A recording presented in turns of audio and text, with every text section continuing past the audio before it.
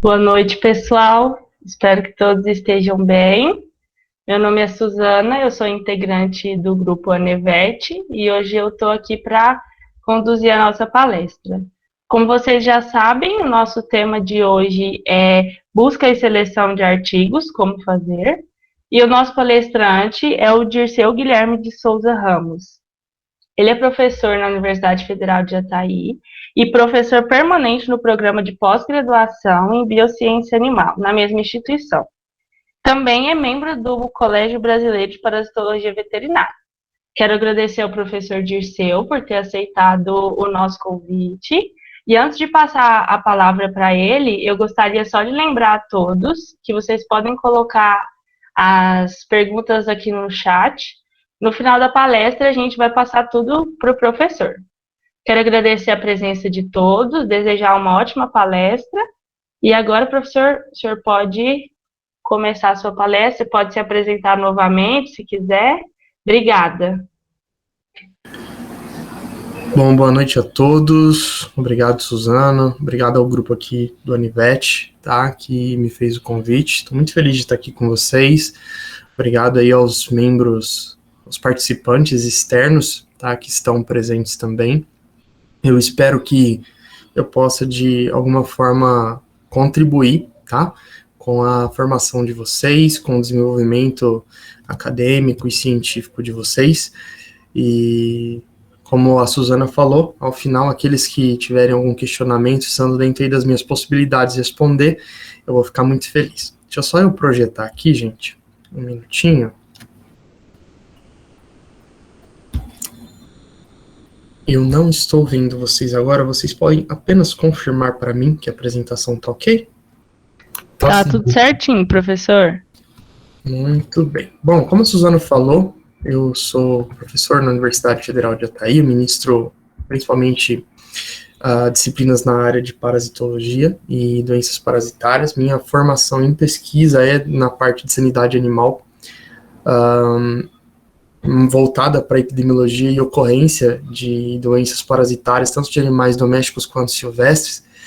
E, bom, a pesquisa científica, ela de certa forma, ela acaba estando relacionada não só com as atividades de ensino, né, mas também com as atividades de pesquisa e de extensão dentro da nossa atividade acadêmica de modo geral. E, obviamente, que surgem, né, durante o processo de ensino, surgem muitas dúvidas em relação ao assunto, né, em como fazer uma pesquisa científica, em como buscar artigos, onde buscar artigos. Eu acho que a principal dúvida que vocês que estão aqui hoje têm, né, e talvez o principal motivo pelo qual vocês me convidaram para preparar essa palestra, bom, e eu preparei uma palestra, assim, a priori bem básica, tá, eu considerei, ok, que nós estamos aqui com um público que, em sua maioria, são de alunos de graduação e que ainda não estão muito familiarizados, digamos assim, com as ferramentas mais básicas e com o entendimento mais básico sobre a busca de artigos científicos. Então, eu peço a compreensão de todos, né, o tempo que nos foi passado foi de aproximadamente aí 50 minutos, e eu tentei colocar dentro da apresentação aspectos que sejam importantes para esse entendimento primário sobre busca e seleção de artigos e como fazer, tá, essa busca e essa seleção. Como professor, né, eu ouço periodicamente algumas frases e algumas perguntas dos alunos de graduação, às vezes dos alunos de pós-graduação também. É mais incomum, porque o aluno de pós-graduação, ele tem uma vivência já necessária para poder desenvolver a pesquisa, ele já tem alguma formação na parte de metodologia, ou pelo menos está iniciando, né, se ele estiver no mestrado, a parte de metodologia, de construção de projeto, ele já tem alguma familiaridade com algumas situações que envolvem a busca e seleção de artigos, mas, como eu disse, ainda pode ser encontrado essas frases e perguntas também na concepção e na ideia de alunos de pós-graduação, mas é muito mais comum eu ouvir certas situações dentro da graduação. primeira coisa, né, que a gente ouve periodicamente, professor, mas eu não achei nada na literatura.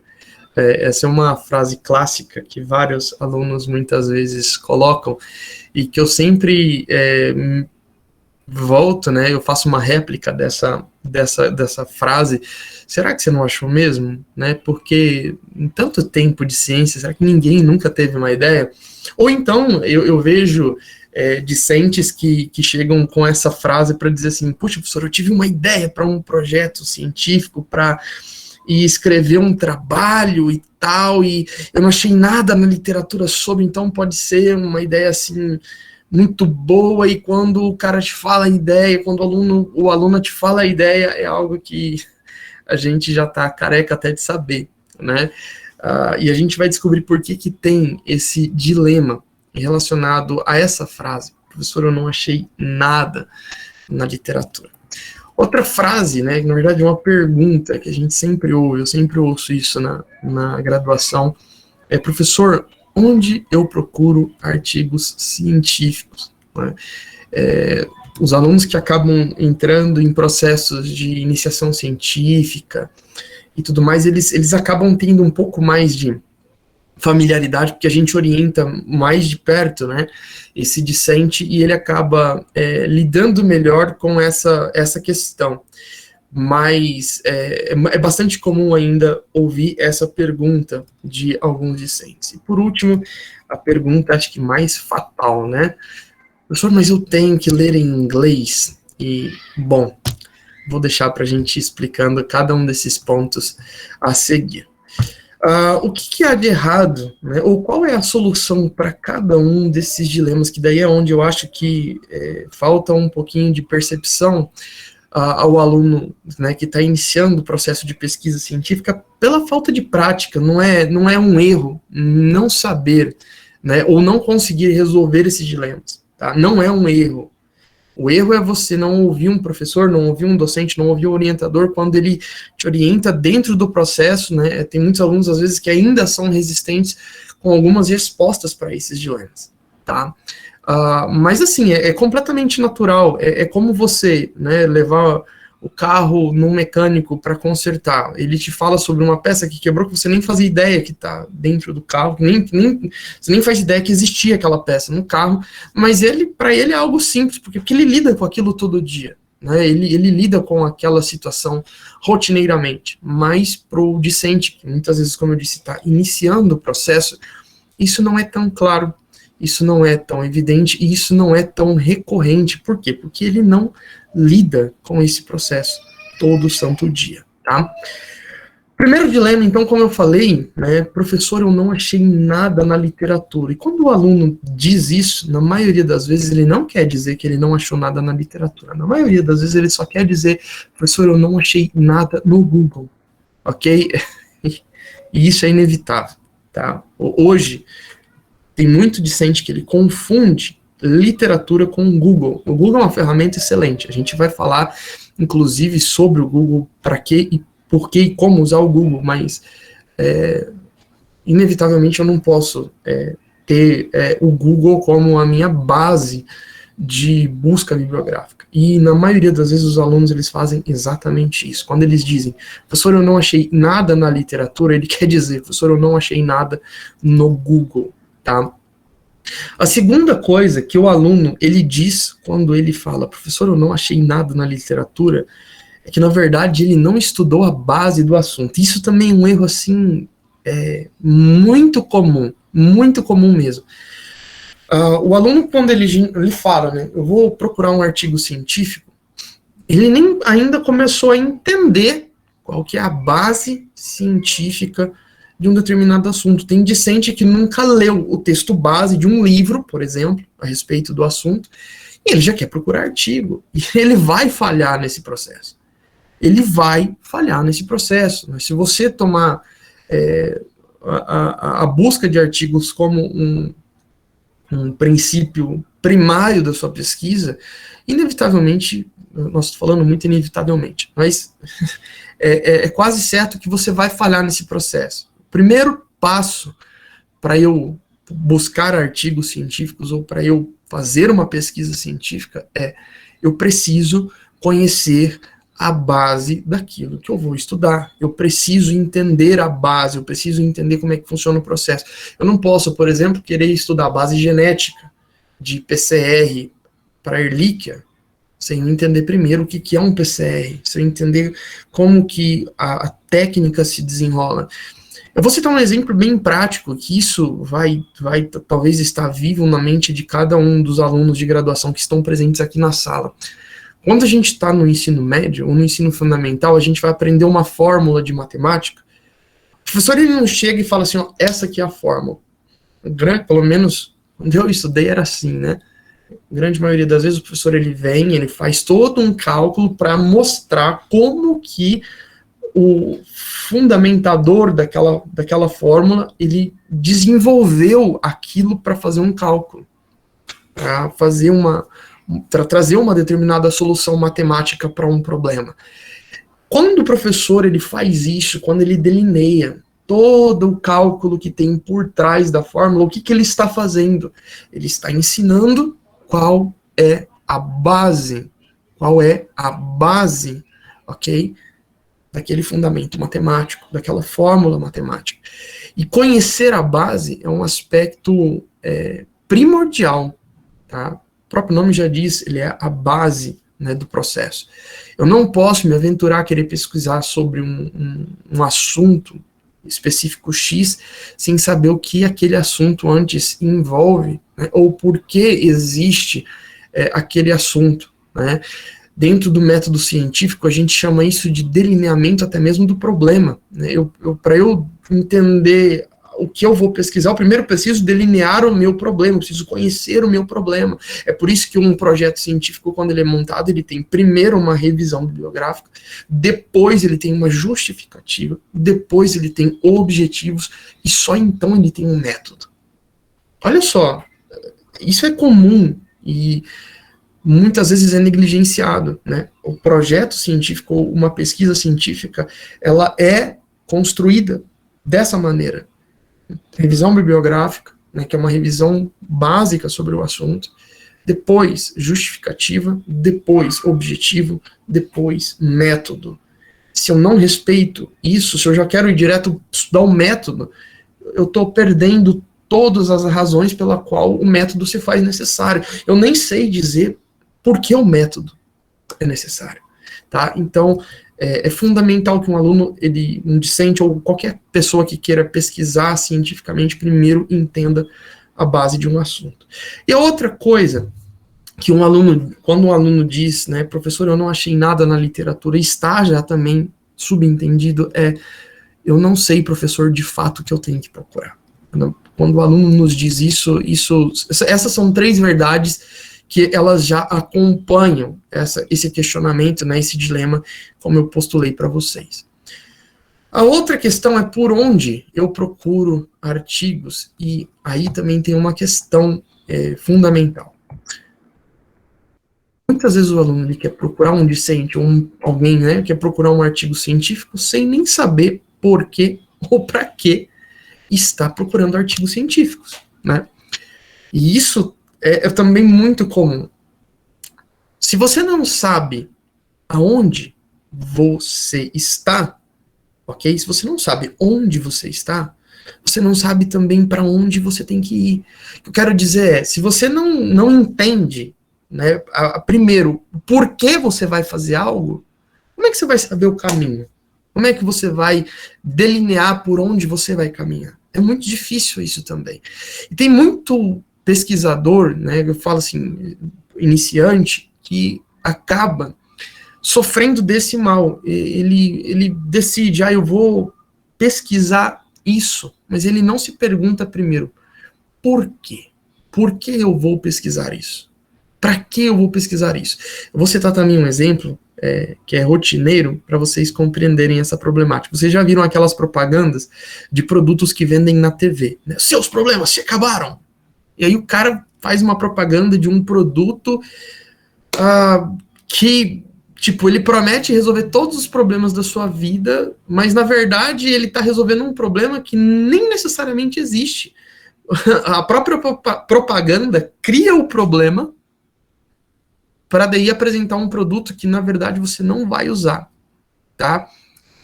A minha esposa, ela tinha, quando a gente casou, uma daquelas máquinas do juicer. Não sei se vocês já se lembram, se vocês ainda são dessa época. Antigamente o pessoal vendia aquelas máquinas que fazia suco de qualquer coisa, né? E ela comprou uma máquina daquela e, no final das contas, a gente nunca usou, porque ela facilitava muito para fazer o suco.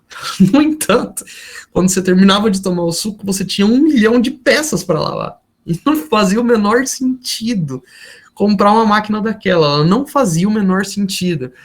E é a situação, né? Eu não, por que eu estou comprando isso? Ou então, por que eu vou pesquisar sobre algo? Para que eu estou pesquisando isso? E se você não tiver um objetivo claro na mente, você não vai saber para onde ir, nem mesmo o que procurar.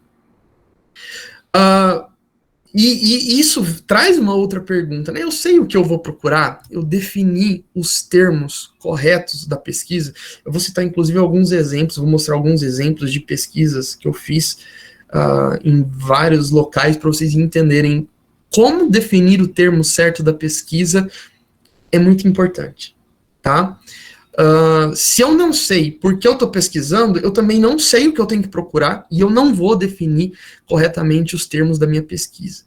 Somente depois de eu ter tudo isso claro na mente, de eu saber o porquê, para que eu estou procurando, eu sabendo o que eu vou procurar, definindo os termos corretos que eu vou procurar, é que eu posso, de fato, procurar artigos. Eu não posso me aventurar a procurar artigos sem antes saber exatamente o que eu preciso buscar. Tá? Isso é fundamental também. E o terceiro dilema. Tenho que ler em inglês? Inevitavelmente, sim. O inglês hoje, dentro do mundo científico, digamos assim, a língua universal, tá? Da divulgação científica. Porque praticamente todo pesquisador, ele entende um pouco de inglês, e a maioria dos periódicos hoje, né, principalmente os mais renomados, eles aceitam somente artigos em inglês. Então, se eu quiser fazer uma boa pesquisa, eu tenho que ler em inglês.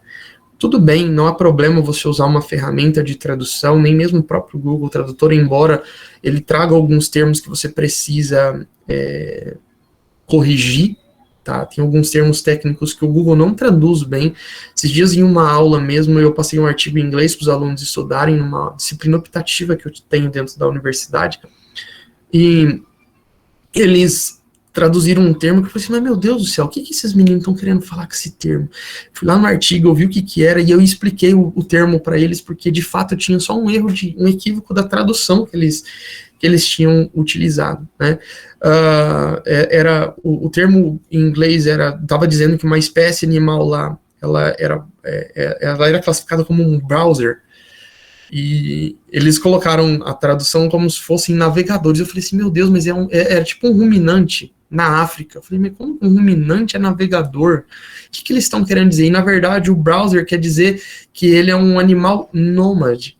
Ele é um animal que caminha, né, e que ele navega, ele se distribui por grandes distâncias durante o próprio curso de vida. Ele não é um animal que fica restrito a uma área. Era isso que o artigo estava querendo dizer, que tinha usado esse termo browser, e que, na verdade, quando fez a tradução no tradutor do Google, veio o termo navegador como se ele fosse um navegador de internet, entende? E, então, essas questões, elas precisam, né, ser resolvidas nas ferramentas de tradução, e inevitavelmente você vai ter que ter pelo menos uma base de inglês, ou tentar entender, né, de fato, o que o texto está trazendo ali, para identificar as dificuldades, saber, olha, peraí, esse termo aqui talvez ele esteja com uma tradução equivocada, eu preciso procurar um sinônimo, ou tentar entender o que o artigo está querendo dizer aqui nessa parte, ok? Mas inevitavelmente o inglês, ele vai ser indispensável, e não tem como fugir disso. Ok? Não tem como. E essa é a parte onde eu, como professor, eu encontro mais resistência de discentes aqui. Os discentes, eles tentam lutar contra essa verdade, de que, não, eu posso tentar pesquisar artigos em português. Gente, você pode pesquisar artigos em português para ter um conhecimento básico, mas para pesquisa científica não dá. Inevitavelmente, o inglês vai ser uma ferramenta que vocês vão ter que aprender a usar. Embora existam artigos em outros idiomas, ok? O inglês, ele vai ser uma ferramenta, assim, principal, digamos assim, na busca de artigos. E aí vem a questão, né, como é que eu sei que um artigo é bom? Né? Quando o aluno, mesmo quando ele consegue encontrar artigos científicos, é muito comum que os alunos eles tenham, né, esse questionamento, como é que eu sei que um artigo científico é bom? A primeira coisa que eu preciso, né, saber e conhecer é quais são as editoras confiáveis e que publicam artigos revisados por pares. O que é essa revisão por pares? Todo artigo científico, quando você submete ele para uma revista, ele passa por uma decisão, nem que seja uma decisão por pares ou uma decisão do editor, uma decisão editorial, mas para ele ser aceito para publicação, ele vai passar por essa decisão. Algumas revistas, elas não fazem essa revisão por pares, elas simplesmente recebem um artigo, elas colocam lá que o artigo é de responsabilidade, todas as informações de responsabilidade dos autores, não tem revisão por pares, elas simplesmente pegam aquele artigo, cobram uma taxa de submissão, muitas revistas cobram, ou de submissão ou de publicação, e essas revistas, essas editoras, elas, na grande maioria das vezes, têm só o interesse de pegar esse valor para fazer o serviço de editoração. Né? Não é que esse valor seja injusto ou desnecessário, eu não estou dizendo isso. Embora a gente saiba que tenha muita especulação dentro desse processo, né? E tem até, vou usar aqui um termo, tem muita canalice dentro desse processo, tá? Mas o serviço de editoração e de manutenção do site da revista, ele tem um preço, ele tem um custo. E essas editoras, essas revistas, elas vivem disso, né? Então, elas vão cobrar essas taxas, né, ou de submissão, ou de editoração, ou de publicação, ou a taxa de leitura. Tem muitas vezes que a revista não cobra isso do autor, mas ela vai cobrar, por exemplo, uma taxa, né, do leitor. Tem várias revistas que você entra aí para pesquisar, e você vai encontrar lá que o artigo, para você ler a íntegra dele, você precisa pagar $39, né? Alguém vai pagar o custo de operação da editora, ok? E tem editoras e tem revistas, então, que só fazem isso. Elas pegam o dinheiro e não querem nem saber o que está escrito no artigo. Esse não é o modelo ideal. O modelo ideal é que ele seja revisado por pares. As editoras que não têm só o interesse, né, de pegar esse valor para fornecer esse serviço de editoração e de manutenção, elas vão, né, passar esses artigos científicos para autores que são peritos dentro da área. Esses autores, eles vão revisar, eles vão sugerir correções, às vezes eles vão negar o artigo, eles vão falar que o artigo não tem mérito para ser publicado naquela revista, mas essa é a parte da revisão por pares. Tá? E a grande maioria das revistas boas, ela vai, na verdade, as revistas boas, elas vão ter esse processo que a gente chama de peer review ou revisão por pares, ok? E algumas editoras a gente sabidamente sabe, é redundante, né? Mas a gente sabe que elas são confiáveis, entre as quais eu destaquei algumas aqui na imagem, né? A Cell Press, a Wiley, Library, a Springer, a Cambridge University Press, a PLOS, que tem uma das revistas mais importantes, que é a PLOS One, a MDPI e a Elsevier. Então, nós temos várias editoras que nós sabemos que são confiáveis. Mas, assim, o aluno que está na graduação, ele nem sempre vai ter noção do que é uma revista e uma editora confiável. E ele pode perguntar para o orientador, mas ele também pode começar a entender como é que funciona esse processo. Para a gente entender, né, o que são revistas ruins, existe uma lista que é chamada de BioList, e tem o link aí, inclusive, depois eu posso passar essa apresentação, tá, para o pessoal aí da Nevet, eles distribuírem para vocês. A gente vê um PDFzinho e manda para o pessoal, tá, Suzana? Depois vocês podem ver isso.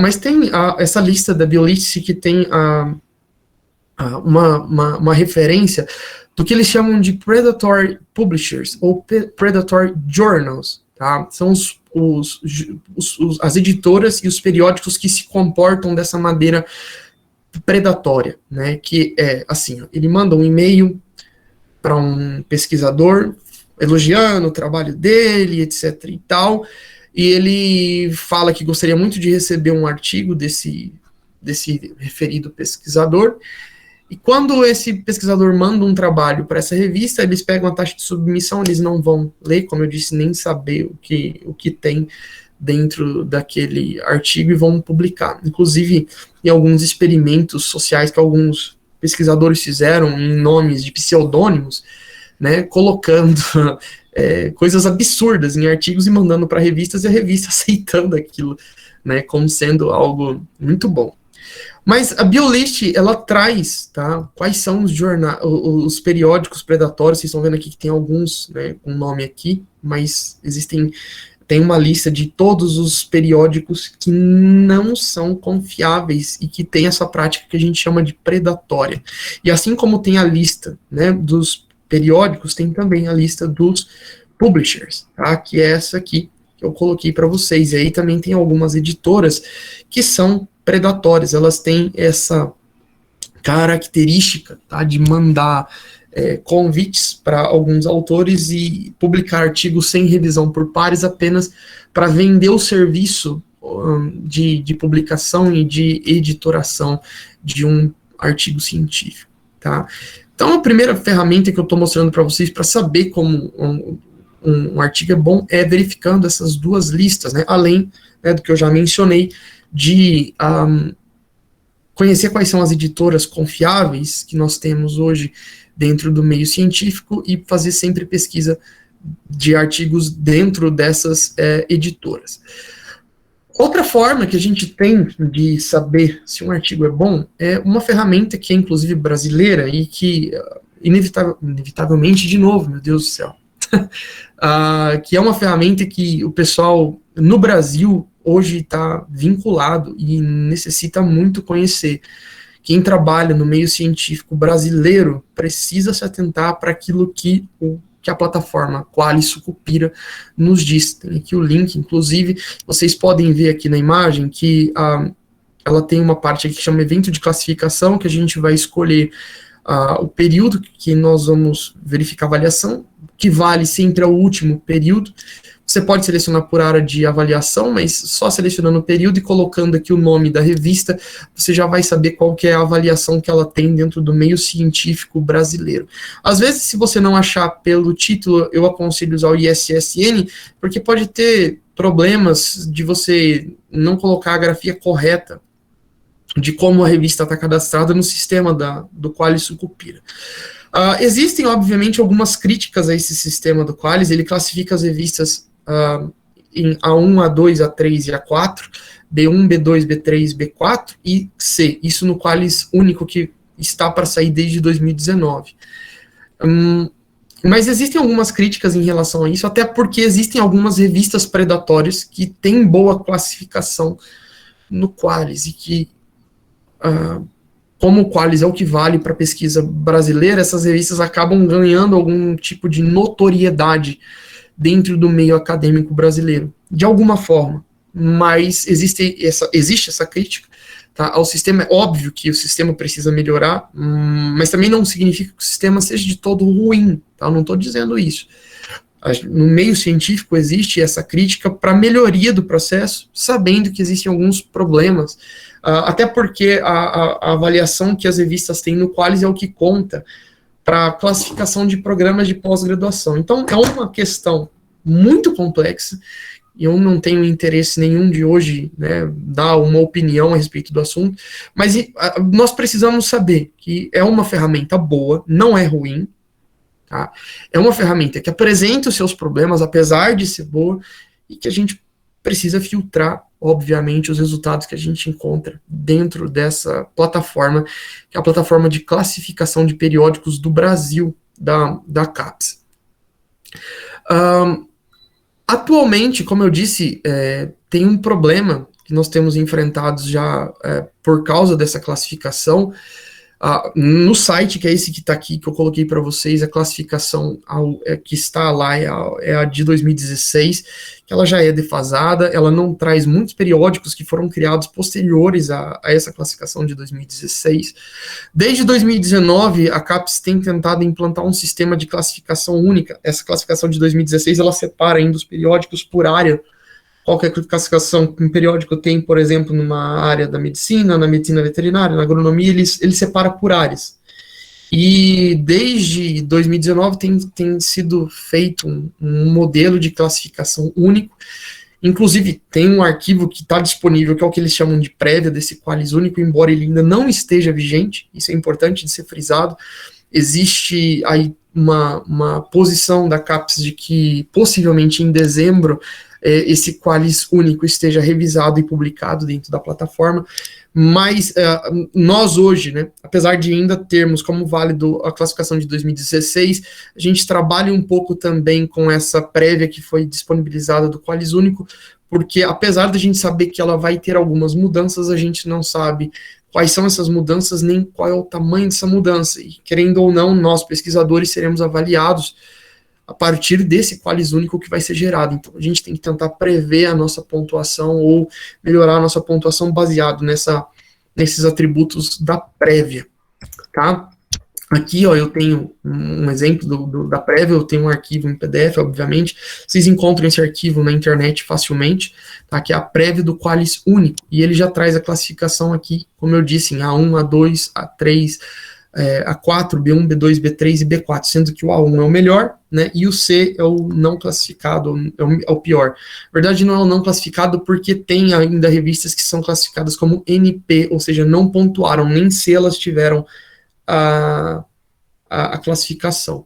Mas, como eu disse, é um arquivo que vocês encontram, né, na internet, e aí vocês vão ter também um parâmetro de qual é a avaliação que um periódico tem. Ela é uma lista longa, ela tem várias páginas, é uma lista longa, tem muitos periódicos, tem alguns, né, que são periódicos mais obscuros, ou periódicos que surgiram em 2020, 2021, que não estão nessa lista por motivos óbvios, né, mas a grande maioria dos periódicos, das revistas científicas, estão classificadas dentro desse arquivo e vocês conseguem encontrar, então, saber se um artigo é bom a partir dessa métrica.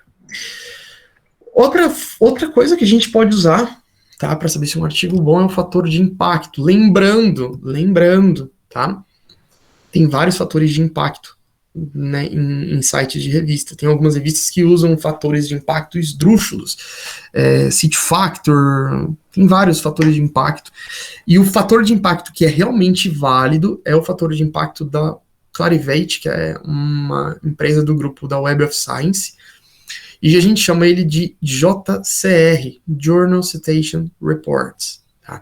Vocês encontram o fator de impacto né, dentro desse site aqui. É um serviço pago, tá? Isso tem que ficar claro, apesar de ser como a gente mede, faz a métrica das revistas, ele é um serviço pago dentro das universidades federais. Nós conseguimos acessar essa lista facilmente, mas eu posso pelo menos, né, mesmo não pagando, saber se um periódico realmente consta dentro da lista do JCR. Tem vários periódicos que falam, como eu disse, que tem fator de impacto, mas usam fatores de impactos forjados, tá? Forjados, literalmente, e nem se encontram nessa lista da JCR. Então, pelo menos para busca, para eu saber se um periódico está na lista de JCR, eu consigo usar o serviço não pago da Clarivate. Basta vocês acessarem, então, o site, que está aqui, vocês vão abaixar a página um pouquinho, vocês vão ver essa imagem aqui, onde você tem a lista, tá, dos jornais que estão classificados com o fator de impacto. Quando você clica nela, você vai ter essa página, você digita aqui o nome do periódico, se o periódico aparecer, porque ele está classificado, aí está no JCR. E aí você pode usar, como você não tem, se você fazer essa pesquisa de caso, você não vai ter acesso, né, ao fator que essa revista vai ter, você pode daí, né, sabendo que ela consta de fato na lista da JCR, ir para o site da revista, tá? E geralmente o site da revista, ele menciona aqui, ó, qual que é o fator de impacto que eles tiveram na última classificação do Journal Citation Reports, tá? Isso é uma das formas que a gente usa também para saber se uma revista é boa. As revistas que apresentam algum fator de impacto, de modo geral, né, são revistas confiáveis. Lógico, quanto maior o fator de impacto, melhor é a revista. Tá? Tem revistas, por exemplo, que tem fator de impacto de 150, que é assim, um fator de impacto absurdo, né, como The Lancet, a Nature mesmo, tá? Então são revistas com altíssimo fator de impacto. Mas, né, obviamente, como eu disse, se a revista tiver algum fator de impacto, a gente já sabe que pelo menos ela tem uma revisão por pares, ela tem uma taxa de aceitação, o fator de impacto ele me diz isso, tá? Que o artigo que é publicado lá, ele tem aceitação científica, porque outros pesquisadores, inclusive, referenciam trabalhos daquela revista, então eu sei que aquele periódico é um periódico confiável. Se você também abaixar, olhar, na verdade, no site das revistas, a maioria das revistas sérias vão apresentar uma métrica, tá? Uma parte com as métricas. E aqui, por exemplo, eu tenho aqui as métricas da Veterinary Parasitology, que ela apresenta no site dela. Tem aqui novamente o fator de impacto, que eu mencionei para vocês, e olha só, ela tem inclusive a taxa de aceite de artigos, né? Então eu sei que uma revista, ela tem uma revisão por pares sérias, exatamente quando eu olho, né, especialmente aqui a taxa de aceite de artigos. Vocês podem ver, por exemplo, que não é qualquer coisa que se manda para Veterinary Parasitology que eles vão publicar. Eles têm uma taxa de aceite de 24%, ou seja, menos de um quarto dos artigos que são encaminhados para lá, de fato, são publicados. 76% são rejeitados, tá? Por alguma razão. Às vezes falta de mérito científico, que é uma coisa que eles abordam, às vezes erros excessivos de metodologia, tem vários fatores que vão interferir aí, às vezes idioma equivocado, escrito de forma inadequada, formatação fora dos padrões da revista, tem vários fatores que levam um artigo a ser rejeitado, né, por uma revista científica. Além disso, eu também posso saber se uma revista é boa, se um periódico é bom, se eles tiverem uma boa base de indexação, uma boa base de busca, né? Aqui eu coloquei algumas, que são as principais dentro da minha área, tá? Que é a área de sanidade animal. Então a gente vai ter aqui a Cielo, que é uma ferramenta da FAPESP, se eu não estiver enganado, tá? Que é a Fundação de Amparo e Apoio à Pesquisa do Estado de São Paulo. Se eu não estiver enganado, a sigla Cielo significa Scientific Electronic Library Online, tá?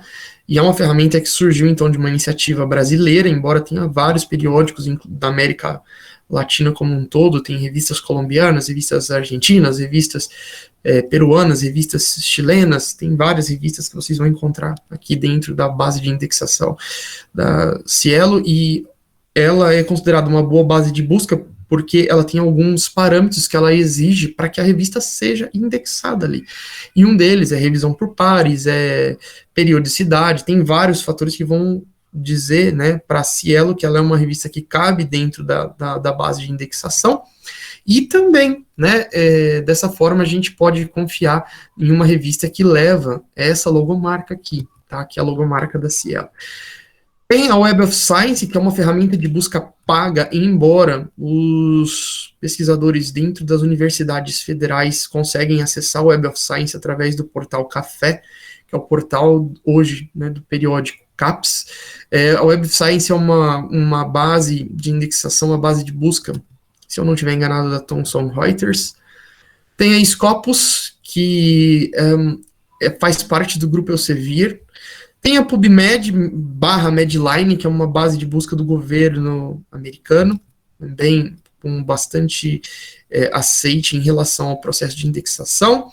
Tem a BioOne, né, que é uma base de busca boa na parte da biologia. Então, eu tenho aqui algumas bases de buscas que são renomadas, são aceitas, e que quando um artigo, uma revista, leva o selo dessa base de indexação, eu também posso confiar, saber que essa revista é uma boa revista. E onde, né, e como eu posso fazer uma pesquisa, né, em um artigo científico, e por que eu não posso simplesmente dar um Google, né, como diz o ditado aí da propaganda, né? Bom, eu coloquei aqui para vocês alguns exemplos para vocês entenderem por que eu não posso simplesmente dar um Google, por que eu não posso simplesmente chegar e pá, deixa eu pesquisar. O Google, como eu disse anteriormente, é uma ferramenta muito eficaz, muito didática, para eu fazer uma pesquisa de base, para eu entender um assunto rapidamente, tá? Mas ele não vai me dar uma pesquisa científica. Eu coloquei aqui no Google o termo ancilostomíase, só para vocês entenderem, tá? Tá aqui então o termo ancilostomíase. E olha só, quando eu coloco ancilostomíase, que é uma palavra, primeiro, em português, ok? No Google, estou dando só um Google a respeito do assunto, ele vai me trazer aqui, ó, vários resultados, e notem, nenhum deles é um artigo científico. Nenhum deles é uma base científica. Não estou dizendo que a informação que está nesses sites não é confiável. Estou dizendo para vocês que não é uma base científica. Eu consigo, através da leitura desses resultados, ter uma noção sobre o assunto, sobre do que se trata ancilostomíase, tá? Mas notem que são resultados, né, de portais de empresas, portais às vezes governamentais, blogs, tá? E não é uma pesquisa científica. E é por isso, né? Essa é uma das razões que eu não posso, quando eu vou falar de fazer uma busca de artigo científico, simplesmente dar um Google. E é aqui vem aquela problema da nossa primeira pergunta, né? Quando eu digo não achei nada na literatura, a maioria das vezes o aluno ele vem aqui, coloca o nome do que ele quer saber, dá um Google e não tem nada aqui na primeira página de busca, pronto. Não significa que não tem nada na literatura. Mas olha só, quando eu começo a refinar a minha busca, a gente começa a ter alguns resultados diferentes, mesmo no Google, tá? Então olha aqui, ó. Quando eu coloco aqui, ó, Ancylostoma canino, que eu já estou colocando o nome científico de um dos agentes causadores aí da ancilostomíase, eu já encontro, apesar de eu ainda encontrar, né, sites comerciais, de eu encontrar a própria Wikipédia, que nunca vai ser base científica, tá? Eu já consigo encontrar, por exemplo, aqui, ó, uma informação que é dada de uma universidade. Tá vendo, ó? Se eu começo a entender o que eu preciso buscar, eu começo a compreender e a encontrar resultados melhores, tá? E que vão me dizer mais coisa a respeito do assunto que eu estou procurando de fato. Mas olha só, quando eu coloco o termo em inglês, e aí eu já refino ainda mais a minha pesquisa, eu coloquei agora ali, ó, eu tô tudo aqui a primeira página, os 4 primeiros resultados, tá, gente? Eu só tô mudando os termos de busca. Ancylostoma occurrence in dogs, ó, eu já achei 2 artigos científicos, na verdade é o mesmo artigo científico, né, mas em 2 links distintos, tá? Eu já encontrei aqui, ó, uma tese, isso aqui, na verdade, ele vai me jogar em uma tese que está dentro do repositório da Unesp. Eu já encontrei outro, na verdade, é o mesmo artigo desse aqui, ó, só que em outra plataforma, que é uma plataforma, uma rede social científica, que é o researchgate.net. Ok? Então, notem que, ó, só melhorando o que eu estou buscando, e até mesmo o idioma no qual eu estou buscando, notem que o resultado, né, que eu tenho, ele já é mais refinado. E é por isso, novamente, que eu não posso simplesmente dar um Google em uma pesquisa científica. Quando eu passo para o Google acadêmico, que também é uma ferramenta muito boa, mas não pode também ser a única base do que a gente vai pesquisar, aí sim eu vou ter, ó, resultados muito melhores. Ó, já comecei a encontrar um artigo que está no Cielo, um artigo que está na Science Direct, que é uma base da Elsevier, ó, é um artigo da Acta Tropica de 2021. Já achei um artigo também que está na Cambridge University Press. Olha só, tá vendo? Outro dentro de uma revista que é do Arquivos em Dermatologia e Sifilologia, tá? Eu começo a encontrar resultados melhores se eu mudo a base, o idioma, e se eu começo também a refinar a minha pesquisa. Mas note como esse resultado do Google Acadêmico, ó, é a mesma pesquisa daqui, ó, do Google. Ó, é o mesmo. Ancylostoma occurrence in dogs. Ancylostoma occurrence in dogs. Ele traz resultados muito distintos, tá?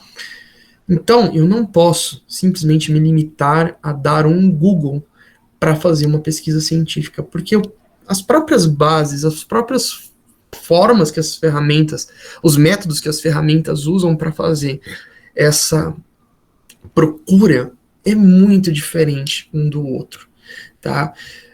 Quando eu vou, olha só, para Medline, para PubMed, mesmo termo de busca, ó, Ancylostoma occurrence in dogs.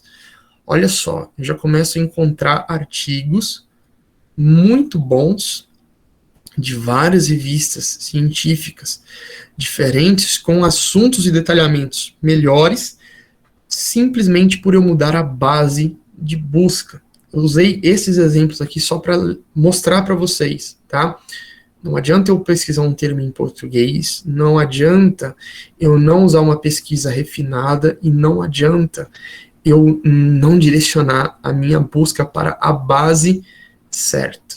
Eu não posso fazer isso, tá? Então o dilema do professor não tem nada na literatura, na maioria das vezes professor, eu não fiz a pesquisa. Tá? Pesquisar não é simplesmente você abrir o celular, abrir o Google Chrome e soltar lá um termo aleatório e pensar que ele vai te dar resultados bons, porque não é isso que é pesquisa. Tá? Quando eu refino ainda mais a minha pesquisa, agora eu coloquei Ancylosoma occurrence in dogs in Brazil, eu começo então a direcionar aquilo que eu vou e devo encontrar. Note novamente ó, que aquele trabalho que apareceu lá naquela pesquisa do Google, olha aqui, ó, que é o trabalho da Coelho de 2011, ó. Ele vai aparecer aqui também, ó, para mim. Viu? Mas ele vai trazer outros também dados. Por quê? Porque a base aqui de busca, ela é adequada para esse tipo de pesquisa que eu estou fazendo e também, né, o refinamento da minha pesquisa, ele é melhor. Então não adianta, novamente, eu vou bater de novo nessa tecla, eu simplesmente dar um Google e dizer que não tem nada na literatura. Isso acontece, inclusive, né, para um assunto, Linda, eu já respondo isso, tá? Desculpa, gente, pessoal da organização, eu acabo vendo sempre o chat, é costume já de professor que está há algum tempo dando aula no ensino remoto, tá? Mas o pessoal aí anote aí, depois a gente comenta a respeito disso, tá? Como eu defino as palavras-chave, eu respondo ao final. Mesmo para a gente fazer uma pesquisa dentro do assunto que é um dos objetos, né, aqui do ANEVET, alimentação natural em cães. Olha só, usei o termo em português e no Google simplesmente, alimentação naturais em cães, tá vendo? Ó, eu achei várias coisas de blog, tá? Agora olha só, PubMed e o termo em inglês, Natural Feeding Dogs, olha só. Inclusive, esse trabalho aqui, ó, para quem quer saber sobre alimentação natural, cara, eu dei uma lida, assim, ó, nesse trabalho que eu fiz a pesquisa só para vocês aqui, né, para apresentação. Cara, que trabalho é esse? Olha, extremamente recomendado que vocês leiam pelo menos o abstract, né, e que vocês procurem, de uma certa forma, aí, não vou falar qual é a forma, esse trabalho aqui para vocês baixarem. Tá bom? Mas assim, termo certo, no lugar certo, no idioma certo, olha só a diferença de resultado que eu tenho daqui para cá. Okay? Então, não adianta, gente. Pesquisa científica envolve você saber, sim, onde você procurar. Obviamente, né, dentro da veterinária, aí que eu tô falando da minha área, a PubMed vai ser um dos grandes mandatários aí, é a base principal, a gente sempre faz pesquisa na PubMed, a gente quer saber de um assunto, a gente vai na PubMed, mas não é a única, tá? É importante que vocês saibam disso. A PubMed, ela é boa porque ela tem algumas ferramentas que são muito legais, né? Por exemplo, ela já manda, ela traz, né, links aqui, ó, dos artigos que estão disponíveis gratuitamente online, tá? Olha só, tá vendo aqui, ó, Free PMC Article, então eu consigo encontrar esses artigos que tem essa descrição online, gratuitos. Quando eu clico nesses artigos, ele vai ter o link aqui do lado, ó, tá vendo? Full Text Links, ele vai trazer para mim os artigos já com o link aqui para eu fazer o download da versão em PDF. E ela também tem uma ferramenta muito legal, que é essa ferramenta de eu salvar a busca. Olha, eu posso selecionar aqui, ó, nessa opção aqui, ó, Save. Eu faço a busca, eu coloco aqui nessa opção Save, coloco aqui a seleção dos artigos que eu quero, eu posso selecionar todos os artigos da página, dessa primeira página de busca, eu posso selecionar todos os artigos da busca, se eu quiser. Eu posso selecionar alguns artigos dentro aqui, eu tenho as caixinhas aqui do lado que eu posso ir marcando para salvar. Eu faço a pesquisa, olha só que legal. Eu faço a pesquisa, eu marco os artigos que eu quero ler, e aí eu posso colocar aqui, ó, Summary Test, ele tem também aqui a Full Abstract Test, daí ele vai, se eu clico nessa opção, Full Abstract, e coloco aqui no Create File, ele vai baixar um arquivo no computador, onde ele tem aqui, ó, É um arquivo simples, obviamente, é daqueles editores de texto mais simples, bloco de notas do Windows. Mas ele vai abaixar esse arquivo para mim do bloco de notas, ó, contendo o local onde a referência está, o título, os autores, a filiação do autor e o resumo, inclusive, do trabalho. Olha que legal. E esse aqui é um arquivo, gente, que eu baixei, que ele tem aqui 370 e poucos resumos, tá? Porque eu consigo salvar todos os resultados da busca se eu quiser. Ele vai baixar esse arquivo com todos os resumos para eu ler isso depois, com calma. Eu leio o resumo, eu identifico qual o trabalho que eu realmente quero selecionar, qual eu quero ler. É pesquisa, gente, é para ter trabalho, não é simplesmente, né, eu colocar uma palavra-chave lá, achar que ele vai me dar o resultado mastigado, porque não é assim, né? O pessoal da geração de hoje ainda não tem o costume de ir em biblioteca para pesquisar artigo. Antigamente a gente tinha que fazer isso, tá? Ir na biblioteca para pesquisar artigo científico, porque as ferramentas online, elas não eram assim tão disponíveis como a gente tem hoje, tá? Então, mas essa aqui é uma ferramenta sensacional. Você faz aqui o download dos resumos, dos abstract, da pesquisa que você fez, do título, em qual revista tá, tem toda a referência aqui, é sensacional. Então, por isso o PubMed é uma das bases que a gente mais usa dentro aí da pesquisa científica, mas tem outras, tá? Tem algumas que não são tão boas, né? Eu, particularmente, por exemplo, apesar de eu usar a Cielo como referência para saber se uma revista é boa ou não, eu não gosto, tá? Dirceu, não gosto da ferramenta de busca da Cielo, eu acho ela muito... ela não funciona tão bem quanto outras ferramentas de busca, é isso que eu quero dizer, ela não funciona tão bem. E grande parte dos artigos que estão no Cielo eu consigo encontrar no PubMed, que para mim é uma ferramenta de busca que se adequa mais, ok? Grande parte das revistas que estão no Cielo também estão indexadas no PubMed, então fica fácil, né, da gente entender esse processo.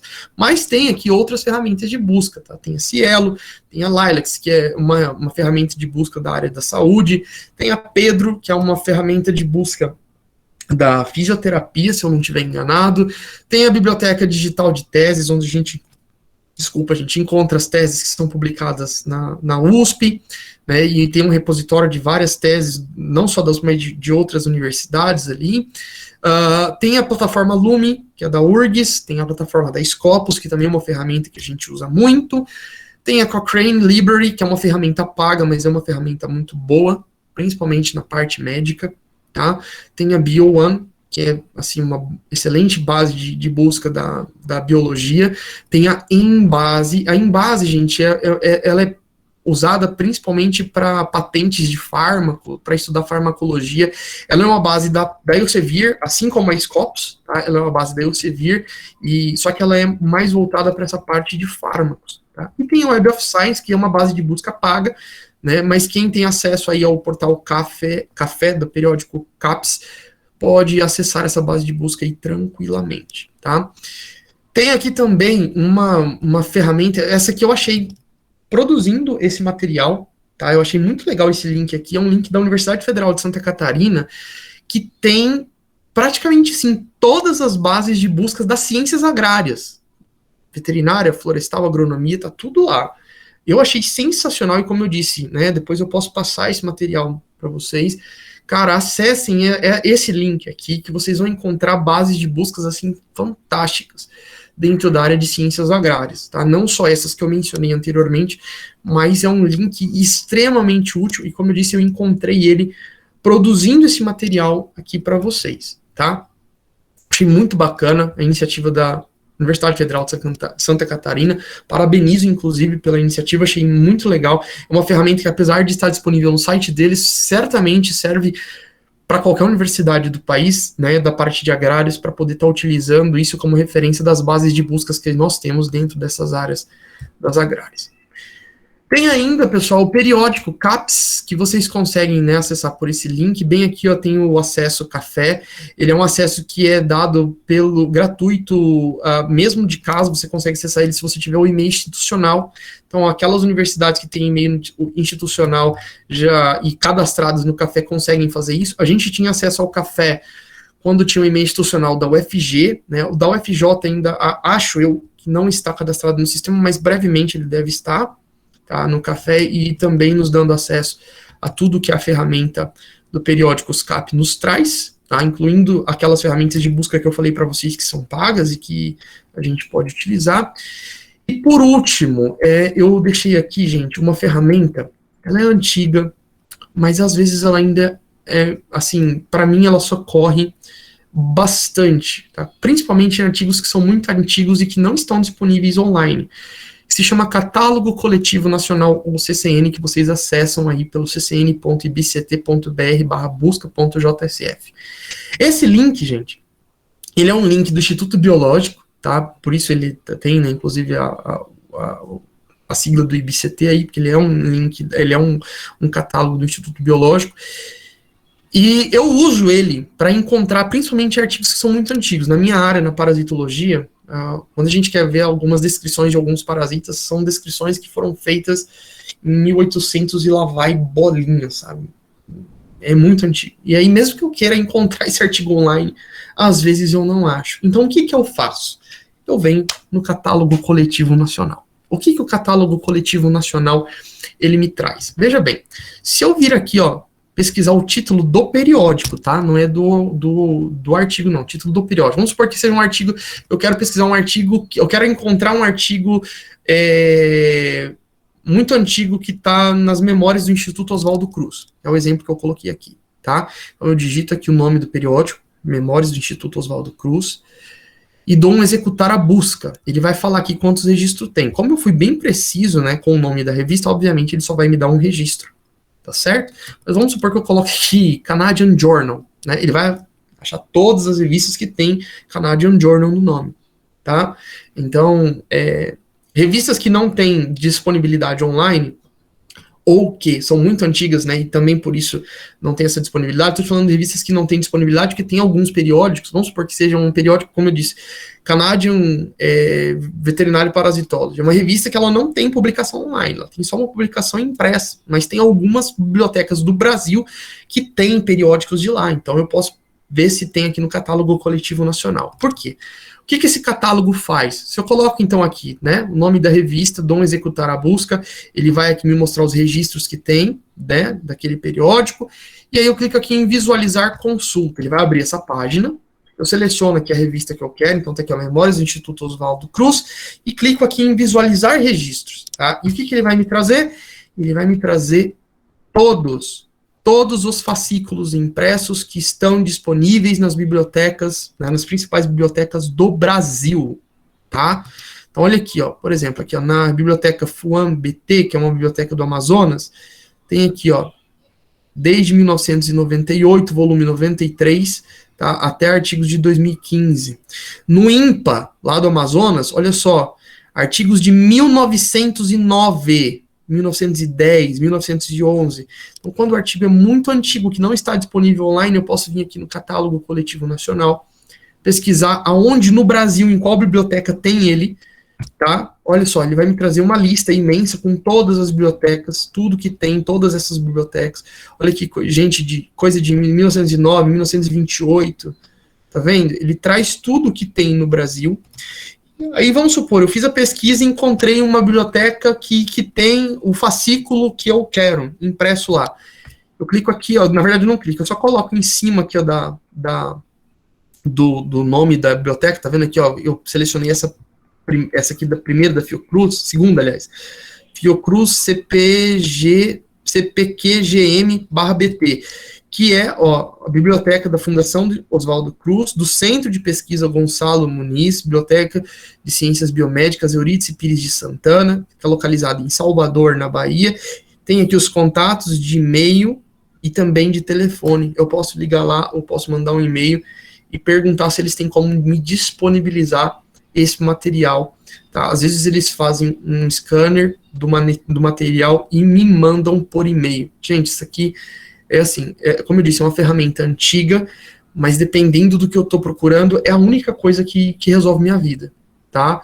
Esses dias mesmo eu estava procurando um artigo que não tinha online, em nenhum lugar não tinha online. Eu vim aqui no Comute, eu achei uma biblioteca que tinha no Brasil, mandei um e-mail para ela, demorou uns 10 dias, mas o artigo chegou no meu e-mail certinho, do jeito que eu precisava, estava lá o artigo em PDF, tá? Então, dependendo do que eu quero encontrar, eu posso fazer essa pesquisa no Catálogo coletivo nacional, tá? Que é uma ferramenta, então, como eu disse, antiga, mas que ainda resolve os problemas. Tem um site que as bibliotecas elas fazem uma disponibilização paga desse material, geralmente são essas que estão marcadas com asterisco vermelho no catálogo coletivo nacional, eles transmitem já o artigo diretamente sem que você entre em contato por e-mail, através dessa ferramenta aqui que é o Komoot, tá? Eu deixei ela aqui, mas ela tá sem o convênio para fazer o pagamento desses artigos, geralmente eles cobram R$1,80 para cada 5 páginas, tá? Do artigo que você quer, até 5 páginas. Cada 5 páginas custa R$1,80. Você pedir um artigo de uma página, vai custar R$1,80. Até 5 ele custa R$1,80. Depois, de 6 a 10 páginas, ele custa R$3,60. Só que o problema é que ele não está... o convênio que gera os boletos para você comprar os créditos para pôr nessa ferramenta do Komoot está inválido. No entanto, se você mandar um e-mail para o Komoot falando que você encontrou um artigo tal na biblioteca tal, né, e a biblioteca não te atendeu, eles podem procurar para você, mesmo sem pagar, tá? Eu consigo também alguns artigos dessa forma. Tem os contatos aqui no site do Komoot que você consegue fazer essa busca, então, aí. Bom, como eu disse, pesquisar artigos é mais do que dar um Google, tá, gente? Fundamental. Conhecer a base científica do assunto, tem que pegar um livro base, né? Eu vou pesquisar sobre uma doença A ou B. Vai lá no livro base, estuda sobre a doença A ou B primeiro, entende o assunto, para você formular, que é a pergunta da Linda, né? Como que eu vou encontrar as palavras-chave ideais? Você só vai encontrar as palavras-chave ideais, Linda, se você entender o assunto. Não adianta você querer encontrar palavras-chave ideais se você nem sabe do que se trata o assunto. Tá? Então, eu só sei as palavras-chave do assunto se eu, primeiro, conheço a base científica desse assunto. Eu preciso compreender primariamente o que é esse assunto através de um livro didático, de um livro texto, às vezes até do próprio Dei um Google, né? Eu preciso conhecer a base do assunto para depois eu saber exatamente o que eu quero procurar. Eu quero a informação sobre a ocorrência de um determinado patógeno no estado de São Paulo. Beleza. Eu vou pesquisar quais são os artigos científicos que tem de ocorrências sobre aquele patógeno from São Paulo. Pronto. Eu já sei o que eu vou pesquisar. Eu estou direcionando a minha pesquisa, tá? Depois de procurar o artigo, cheque sempre a confiabilidade do periódico. Não adianta a gente fazerem uma pesquisa científica e vir com artigos, às vezes, de faculdades particulares que têm publicações endógenas que são sem peer review e que estão publicadas em português, né? Eu sempre discuto artigos com alunos em sala de aula e às vezes eu falo, olha, isso aqui tá errado, tá vendo? Por que tá errado? Não é porque... assim, eu estou descredenciando tudo que aquela revista publica, mas eu sei que existem algumas limitações naquela publicação, né, que eu sei também que se eu posso pesquisar desse jeito que eu mencionei para vocês, dentro das bases de busca, dentro de periódicos que estão classificados bem, que estão naquela lista do Qualis, que estão na JCR, que estão num indexador legal, eu vou encontrar uma informação que é genuína, porque é uma informação que ela já foi revisada, corrigida e etc., tá? Então, chequem sempre a confiabilidade do periódico. Disciplinem a mente de vocês para a excelência. Eu vejo isso muito em alguns discentes, às vezes até docentes, né? Que não disciplinam a mente para fazer uma pesquisa de excelência. E não adianta, gente. A gente precisa reconhecer as nossas deficiências e procurar melhorar sempre. Lembrar que pesquisa não se faz em 5 minutos, tá? Não é assim que a gente faz uma pesquisa científica. Às vezes a gente demora semanas, meses fazendo uma pesquisa científica até conseguir fechar um diagnóstico, né? Eu trabalho com o professor Klaus no laboratório de patologia e parasitologia veterinária da universidade lá, e a gente às vezes demora muito tempo para fechar uma situação por causa de pesquisa, de necessidade de pesquisar, de conhecer mais, porque a gente não sabe tudo, né? Nós temos as nossas limitações, precisamos reconhecer elas para poder fazer um trabalho de excelência. Pergunte sempre a seu orientador, mantenha uma boa relação com ele, tenha um bom orientador. Mesmo eu que sou docente, eu tenho meus orientadores, né, pessoas com as quais eu converso, as quais eu falo sobre os assuntos, né, que eu peço auxílio para uma informação, e isso é importante, vocês vão começar a desenvolver isso tendo uma conversa legal com seus colegas de faculdade, aprendendo com eles. Eu vejo muitas vezes discentes que perdem muito tempo, né, com questões de competição e se esquecem de se relacionar e de aprender uns com os outros, que cada um, ninguém assim, olha, é melhor do que o outro, cada um tem uma aptidão diferente do outro, e a gente precisa saber explorar isso. Né? Eu sempre converso com isso com os meninos que fazem estágio lá no laboratório. Por que o senhor trabalha, né, com pessoas tão diferentes? Por causa disso, cada um tem aptidões, né, que no trabalho da equipe vão funcionar muito bem, tá? E por último, façam tudo com muito amor. Aquilo que você aprende, ninguém pode retirar de vocês, tá bom? E é isso. Isso é tudo, pessoal.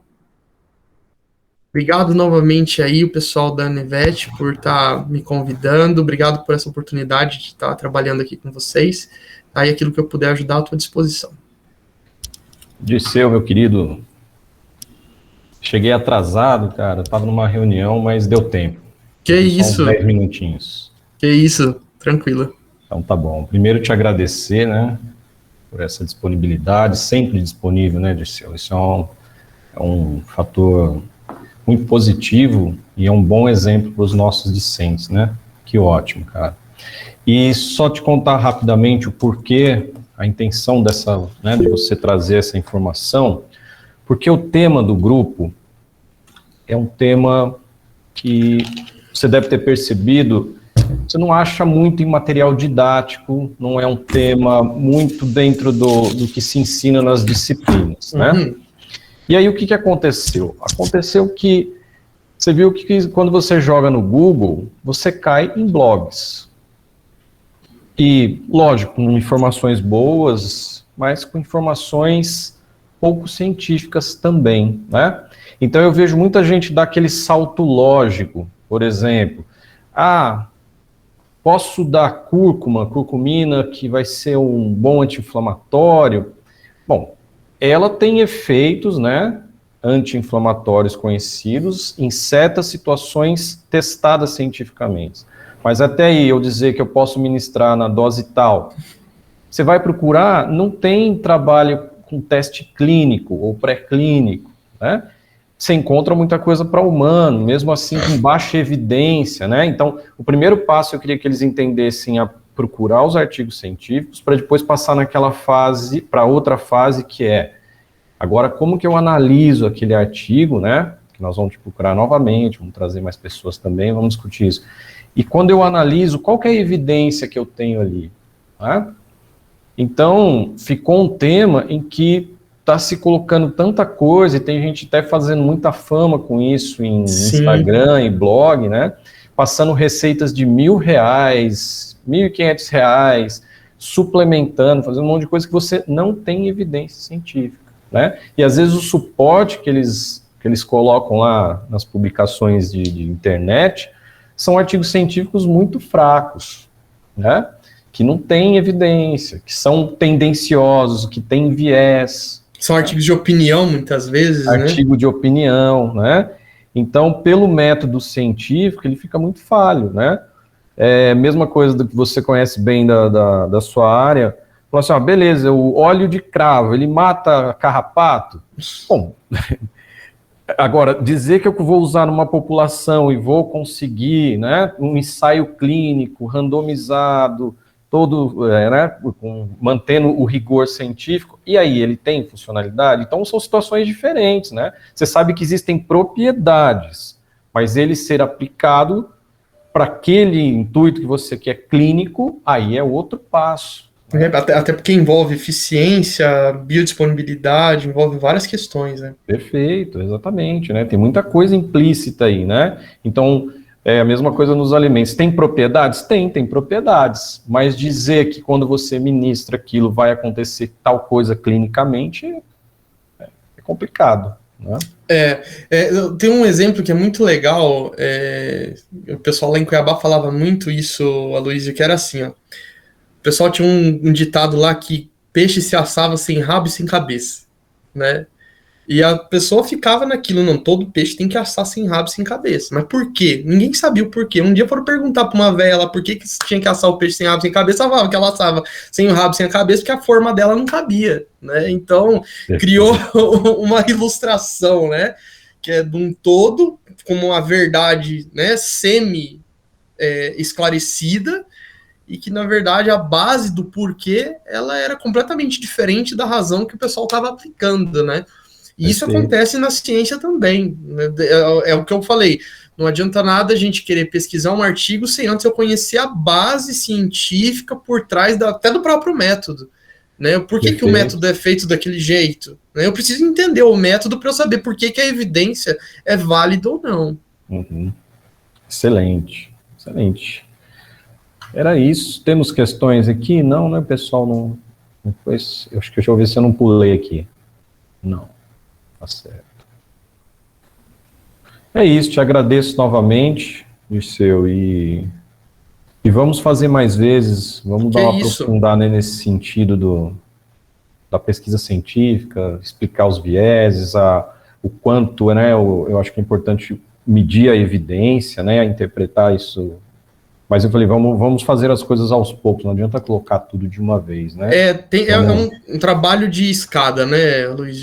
Uma coisa de cada vez. Mas assim, olha, eu agradeço de coração, tá? Estou à disposição mesmo para aquilo que puder e eu, né, conseguir contribuir com vocês. Mas, mais uma vez, eu que agradeço aí pela oportunidade de estar com vocês aí.